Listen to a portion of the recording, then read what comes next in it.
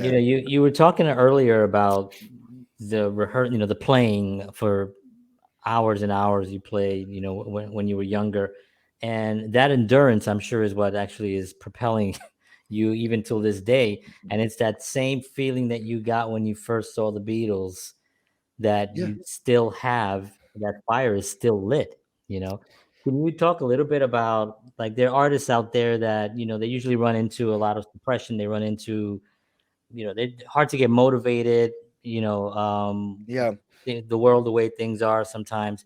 Do you have any advice for young musicians and even old musicians like George and I that, are still kind of, creating and want to just have a life filled with music? Well, let's back up and go to the human condition first. First of all, we're all wired different. I was wired hot.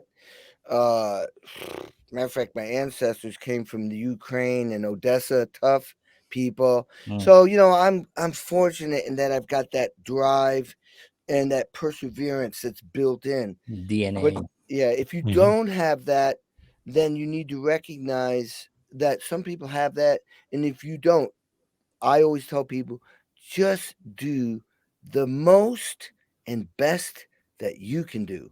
And Right. you've got to ask yourself, is there more I can do? I mean, come on. It's not all about being comfortable. The thing about practicing all those hours and not loving every moment of it is that I got excited about the results. Right. That became the thing. I saw that okay, and we do have setbacks. Everybody gets in a slump.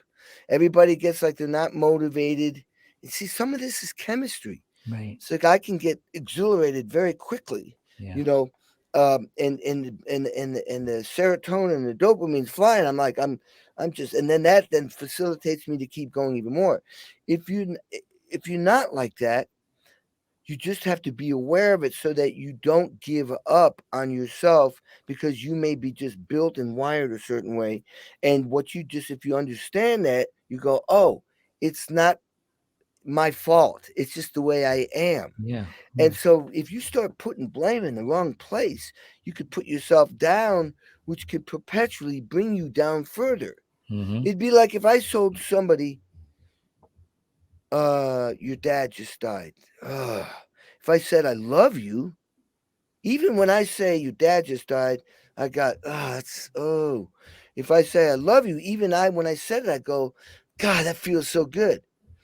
And I sat with a 7 times bestseller author once, and I remember him saying, oh man, he asked me something very personal, and I told him, and he went, oh man, I've made some big mistakes and had some failures. And I slugged him in the arm, and went, no, you haven't.